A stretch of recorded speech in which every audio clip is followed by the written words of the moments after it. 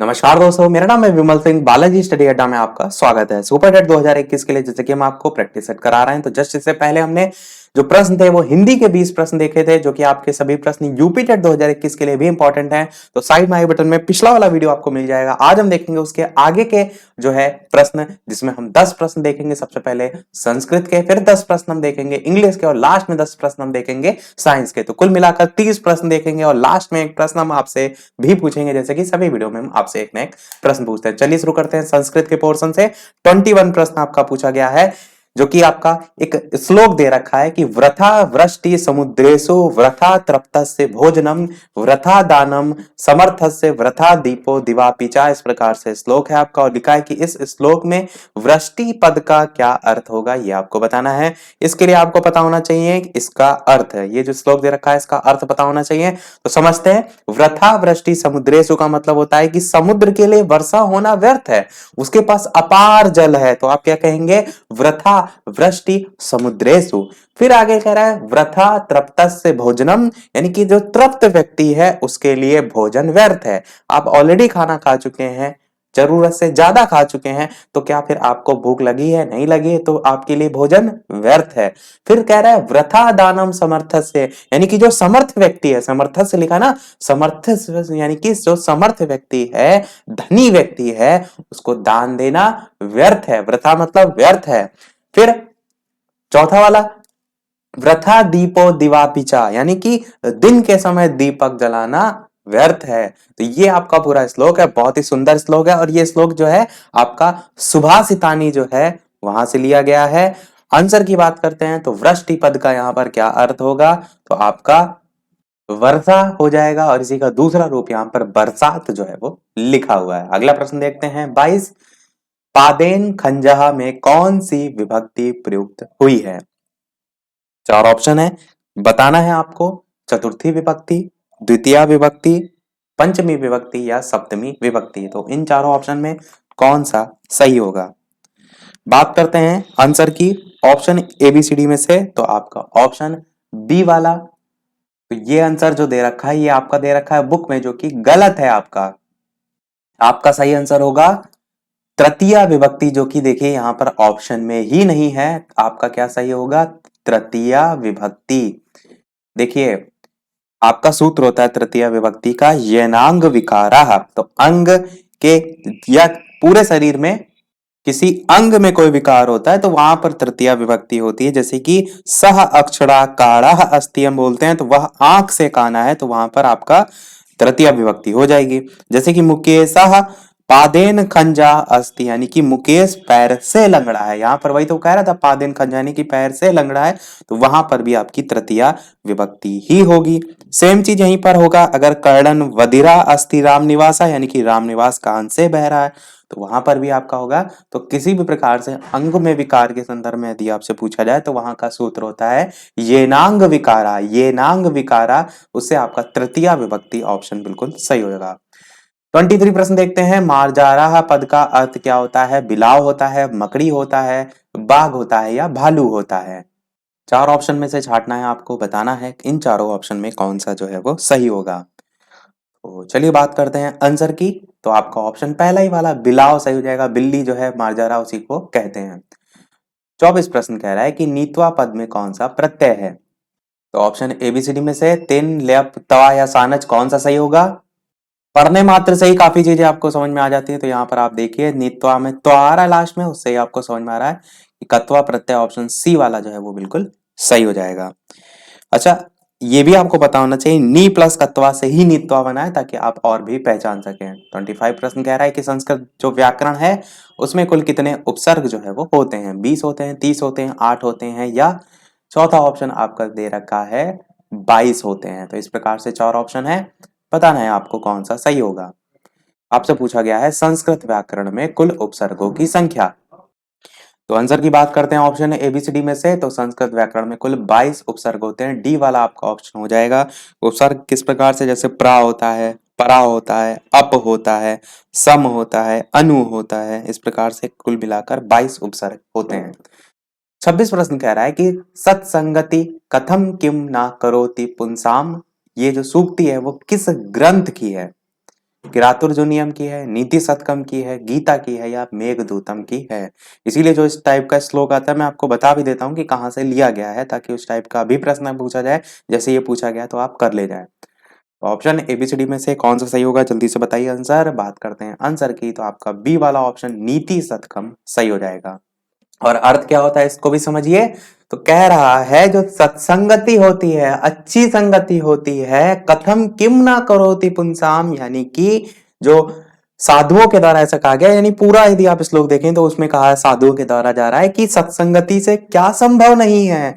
तो उसी के बारे में पूरे और भी लाइनें हैं। सताम सज्जनानाम संगति सज्जनानाम संगत्या हृदय विचारम च पवित्रम भवति। इस प्रकार से आपका पूरा चैप्टर है ये कि सज्जनों का संगति सत्संगति कहा जाता है, सज्जनों के संगति से हृदय का विचार पवित्र होता है, इस टाइप से। तो डी वाला आपका बी वाला नीति शतकम सही हो जाएगा। 27 देखते हैं। आचार निपुणाहा पद में कौन सा समास है? तत्पुरुष समास, अव्ययी भाव समास, कर्मधारय समास या बहुब्रीहि समास। बताना है आपको ऑप्शन एबीसीडी में से कौन सा जो है वो सही होगा। तो चलिए बात करते हैं फिर आंसर की। अच्छा प्रश्न है, तो आंसर की बात कर लेते हैं। आपका ऑप्शन एबीसीडी में से तो तत्पुरुष समास आपका जो है बिल्कुल सही हो जाएगा। आचार निपुणाहा जो है ए वाला ऑप्शन आचार निपुण में आपका हो जाएगा, तत्पुरुष समास है। इसका समास वगैरह कैसे करते हैं? आचार निपुणा मतलब आचार में निपुण, या काव्य निपुण में हम कहते हैं काव्य में निपुण, इस टाइप से आपका होता है। अगला प्रश्न 28 कह रहा है अष्टाध्यायी के रचयिता कौन है? मोस्ट इंपॉर्टेंट आपकी रचना है ये, तो आपको एकदम रटी होनी चाहिए, जल्दी से बताइए। भर्तृहरि हैं, पाणिनि हैं, हेमचंद्र हैं या नागेश भट्ट हैं? तो चलिए बात करते हैं ऑप्शन एबीसीडी में से अष्टाध्यायी के रचयिता कौन है। यदि आपको नहीं याद है तो इसको रट लीजिए, बहुत ही महत्वपूर्ण प्रश्न है। पाणिनि जो है इसके रचयिता हैं अष्टाध्यायी के। अगला प्रश्न 29 कह रहा है कि प्रच्छ धातु लिट लकार एक वचन जो प्रथम पुरुष है उसका रूप इनमें से क्या होगा? थोड़ा सा जूम आउट कर देते हैं, वैसे दिख रहा है आपको पूरा, ठीक है। चार ऑप्शन है, प्रच्छति, प्रच्छसि, प्रच्छामि या प्रच्छ। अब आपको प्रच्छ जो धातु है उसके लिट लकार के पता होने चाहिए। क्या पता होने चाहिए? धातु रूप पता होना चाहिए। तो चलिए बात करते हैं फिर ऑप्शन एबीसीडी में से। अच्छा, किस प्रकार से रूप चलते हैं धातु रूप, मैं आपको बताता हूँ। ये लिट लकार लिखा हुआ है, लिट लकार में आपका प्रच्छति, प्रच्छता, प्रच्छन्ति, फिर प्रच्छसि, प्रच्छता, प्रच्छत, फिर प्रच्छामि, प्रच्छावा, प्रच्छामा, इस टाइप से चलते हैं।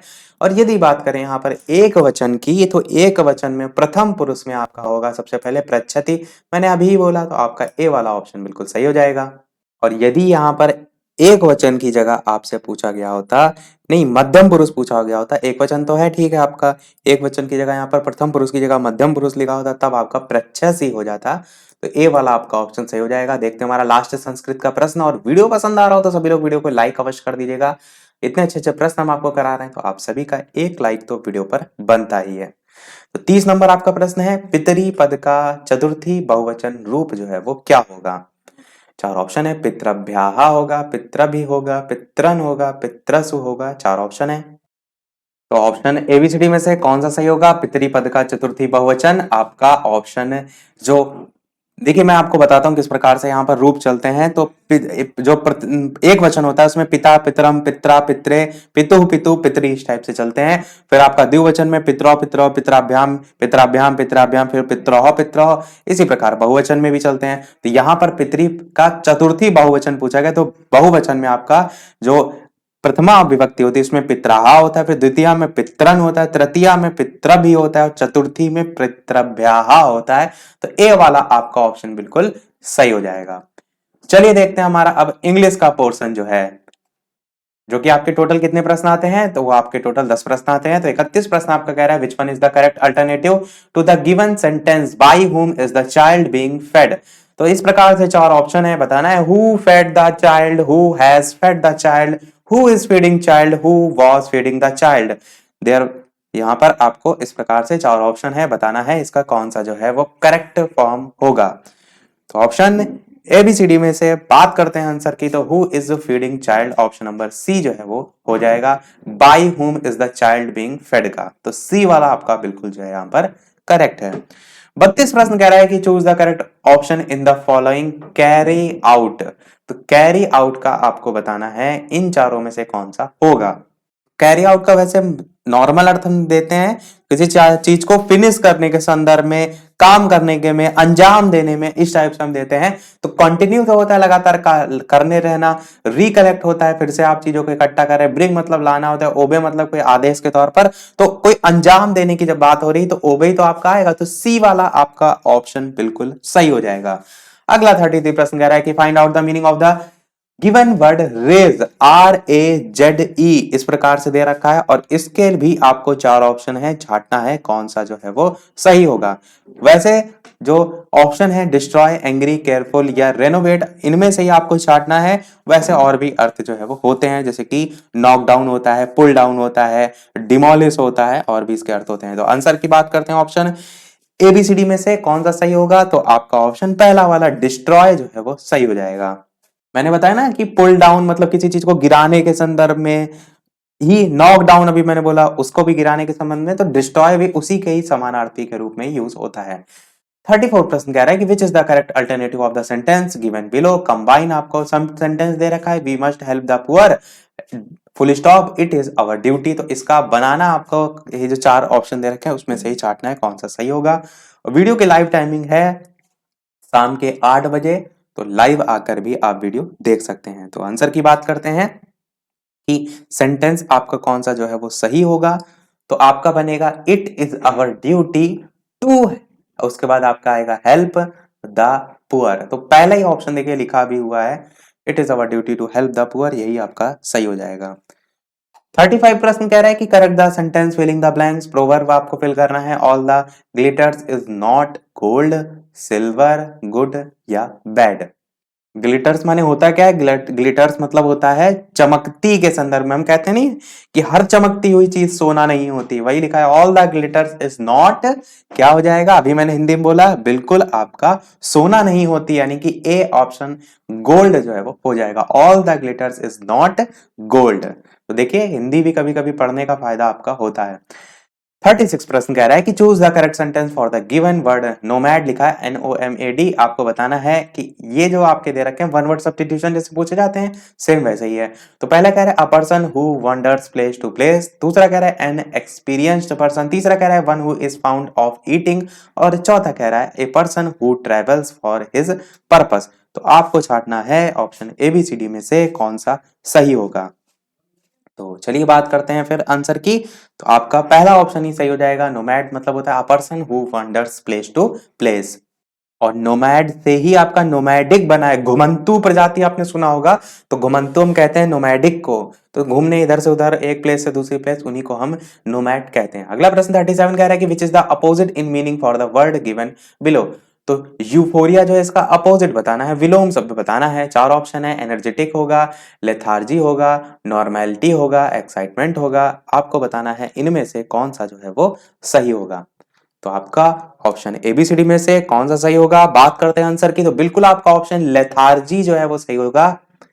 तो यूफोरिया का मतलब क्या होता है, सबसे पहले आप इस चीज को समझिए। तो उत्साह के संदर्भ में हम यूफोरिया का जो है अर्थ ये निकालते हैं, और इसका जस्ट अपोजिट होगा लेथार्जी। लेथार्जी मतलब होता है सुस्त व्यक्ति, नहीं होता है, सुस्ती के संदर्भ में हम यूज करते हैं। तो यूफोरिया का अपोजिट लेथार्जी हो जाएगा।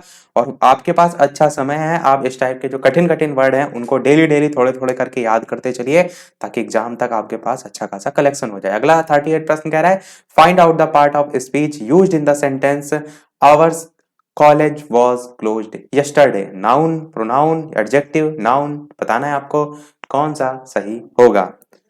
तो ऑप्शन ABCD में से कौन सा सही होगा। विशेषता की बात कर रहे हैं तो आपका ऑप्शन C एडजेक्टिव जो है वो बिल्कुल सही हो जाएगा।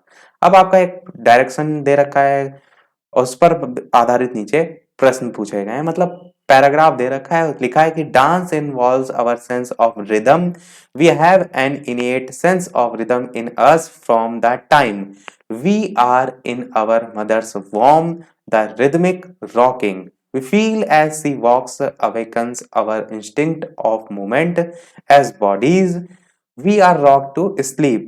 As children, we sing nursery rhymes and clap or dance along to them.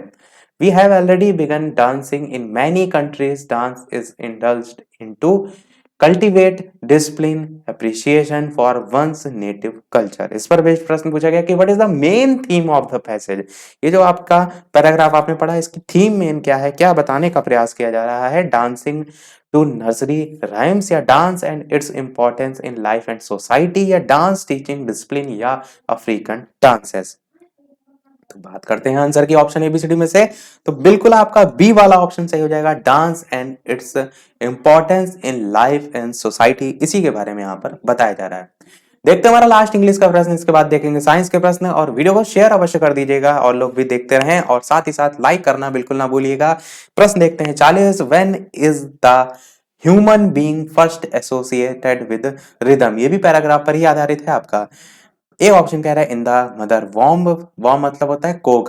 B option है आपका इन अ बैलेट क्लास। सी ऑप्शन है during his her इनिटेशन to adulthood. और चौथा है when a body is rocked to sleep. तो option ABCD में से कौन सा सही होगा, बात करते हैं आंसर की। तो पहला ही आपका ऑप्शन इन द मदर वॉर्म जो है ये वाला सही हो जाएगा। इसी के बारे में तो ऊपर पैराग्राफ में बताया भी गया था। चलिए अब देखते हैं हमारे साइंस के प्रश्न। 41 प्रश्न आपका मैंने पूछा था पिछले वाले वीडियो में, और कहा था आपको आंसर मैं अगले वाले वीडियो में दूंगा। और प्रश्न आपका क्या है कि 20 वर्ष की आयु पर मानव शरीर में हड्डियों की संख्या जो है वो कितनी होती है। लगभग 100 होती है, 200 होती है, 300 होती है, इनमें से कोई नहीं। तो आंसर की चलिए बात करते हैं ऑप्शन एबीसीडी में से, तो आपका इनमें से कोई नहीं आपका ऑप्शन सही होगा। क्यों? क्योंकि मानव शरीर में हड्डियों की संख्या 20 वर्ष की आयु आप कह देंगे तो लगभग 206 जो है हड्डियां आप कहेंगे 206 होती हैं। और जन्म के समय शरीर में 300 हड्डियां होती हैं, लेकिन मृत्यु के समय जैसे जैसे आप नजदीक जाते हैं ये कम होती जाती हैं, और जुड़कर आप कह सकते हैं एक इकाई बन जाती हैं, इसीलिए ये कम होती हैं। इसलिए आपका यहाँ पर इनमें से कोई नहीं आपका ऑप्शन सही होगा।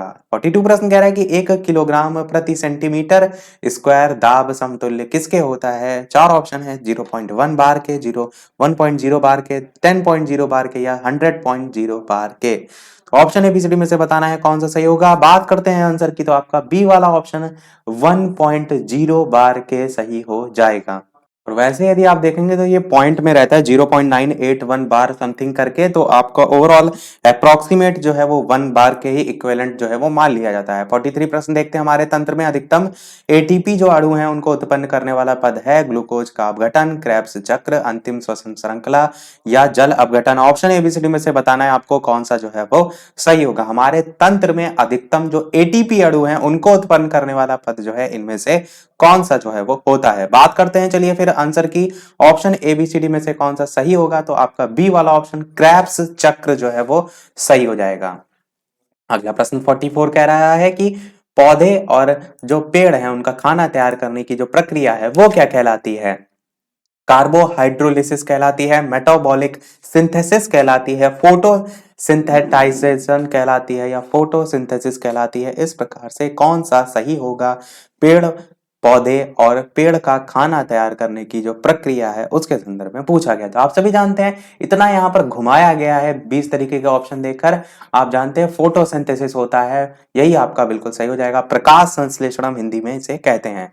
डी वाला ऑप्शन सही हो जाएगा। 45 प्रश्न कह रहा है कि वीडियो कॉन्फ्रेंसिंग के लिए निम्नलिखित में से कौन सा डिवाइस अनिवार्य है। वीडियो कॉन्फ्रेंसिंग के लिए पूछा गया है प्रिंटर अनिवार्य है, स्कैनर है, या वेबकैम है, या माउस। वीडियो कॉन्फ्रेंसिंग का मतलब है लैपटॉप के थ्रू, कंप्यूटर के थ्रू आप वीडियो कॉल कर रहे हैं। वीडियो कॉन्फ्रेंसिंग में बहुत सी मीटिंग्स होती हैं और भी होता है कार्य, तो उसमें क्या चीज अनिवार्य होती है ये आपको बताना है। तो ऑप्शन एबीसीडी में से बात करते हैं आंसर की, तो आपका वेबकैम जो कैमरा लगता है उसी को कहते हैं, यही सबसे अनिवार्य होता है। 46 प्रश्न कह रहा है कि एजोला है एक जलीय फर्न है, जलीय एल्गी है, जलीय बैक्टीरिया है, या इनमें से कोई नहीं है। तो ऑप्शन एबीसीडी में से छांटना है, बताना है आपको कौन सा सही होगा। एजोला जो है वो एक इनमें से क्या है।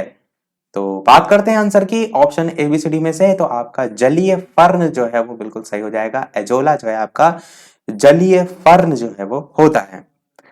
अगला प्रश्न देखते हैं आपका 47 की जलीय फर्न जिसे जैव उर्वरक के रूप में प्रयुक्त किया जाता है वो इनमें से कौन सा है। देखिए अभी वही प्रश्न पूछा गया पर उसी प्रश्न को दूसरे तरीके से पूछ लिया गया ताकि आप और कंफ्यूज हो। तो साल्विनिया, एंजोला, मार्सिलिया, टेरेडियम, इस प्रकार से 4 ऑप्शन है और अभी मैंने आपको बताया, तो बिल्कुल आप इस प्रश्न को गलत नहीं करेंगे। आंसर की बात करते हैं तो बिल्कुल आपका एंजोला जो है वो बिल्कुल सही हो जाएगा, ऑप्शन नंबर बी वाला। अगला प्रश्न देखते हैं आपका 48। प्रश्न है कि लंबाई की न्यूनतम इकाई जो है वो क्या होती है, माइक्रोन होती है, नैनोमीटर होती है, एंगस्ट्रॉम होती है या फर्मीमीटर। ये भी आपका बहुत ही अच्छा प्रश्न है, इंपॉर्टेंट प्रश्न है, तो जल्दी से बताइए इनमें से कौन सा सही होगा। अच्छा, इस प्रश्न को हम पूछेंगे आपसे लास्ट में। 49 प्रश्न देख लेते हैं। प्रत्यावर्ती विद्युत धारा को दिष्ट धारा में परिवर्तित किया जाता है डायनमो के द्वारा, मोटर के द्वारा, ट्रांसफार्मर के द्वारा या रेक्टिफायर के द्वारा। तो ऑप्शन है एबीसीडी में से बताना है आपको कौन सा जो है वो सही होगा। बात करते हैं आंसर की।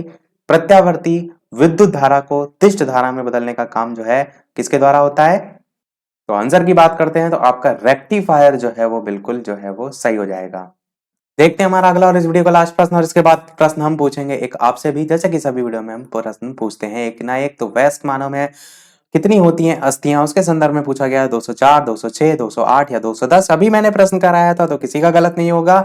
और वीडियो पसंद आ रहा हो, अभी तक वीडियो को लाइक ना किया हो, तो आप सभी का एक लाइक तो वीडियो पर बनता ही है। इतने अच्छे अच्छे प्रश्न मैंने कराए। चैनल पर नए हो तो सब्सक्राइब करके भी अवश्य जुड़ जाइएगा, और टेलीग्राम चैनल से नहीं जुड़े तो वीडियो के डिस्क्रिप्शन में आपको लिंक मिल जाएगा, सर्च करके भी जुड़ सकते हैं। आंसर की बात करते हैं तो बी वाला आपका ऑप्शन 206 अस्थियां बिल्कुल सही हो जाएगा, क्योंकि इसी टाइप का एक प्रश्न स्टार्टिंग में भी आया था। तो सभी प्रश्न हमारे समाप्त हुए। अब हम पूछते हैं वो प्रश्न, जैसे कि सभी वीडियो में हम आपसे एक नेक्स्ट प्रश्न पूछते हैं। तो 48 नंबर वाला प्रश्न पूछ रहे हैं हम आपसे। तो प्रश्न आपका क्या है, लंबाई की न्यूनतम इकाई जो है वो क्या होती है, ये आपका प्रश्न है इस वीडियो का। पहला ऑप्शन है माइक्रोन, बी ऑप्शन है नैनोमीटर, सी ऑप्शन है एंगस्ट्रॉम और डी ऑप्शन है फर्मीमीटर। तो बहुत ही बढ़िया प्रश्न है, देखते हैं कितने लोग इसका सही आंसर जो है वो देते हैं। कोशिश कीजिए सही गलत जो भी आपको आता है आंसर देने की, और वीडियो के मेन कमेंट में टाइप करके आंसर जो है वो बताइए। तो इसी के साथ हमारे आज के सभी 30 प्रश्न समाप्त होते हैं। 30 में से टोटल कितने प्रश्न सही रहे, अपना स्कोर भी वीडियो के मेन कमेंट में अवश्य टाइप करके बताइएगा, और साथ ही साथ इसका आंसर अवश्य बताइएगा। मैंने पहले भी कहा, यदि आपको नहीं आता तो सर्च कीजिए और टाइप कीजिए फिर आंसर, क्योंकि सर्च करने मात्र से भी काफी चीजें आपको याद हो जाती हैं। तो इसी के साथ हमारे आज के सभी प्रश्न समाप्त होते हैं। आज के वीडियो में इतना ही। वीडियो पसंद आया हो लाइक अवश्य कीजिएगा, चैनल पर नए हो सब्सक्राइब जरूर कीजिएगा। मिलते हैं अगले वीडियो में नए टॉपिक के साथ, तब तक के लिए नमस्कार, थैंक यू फॉर वॉचिंग।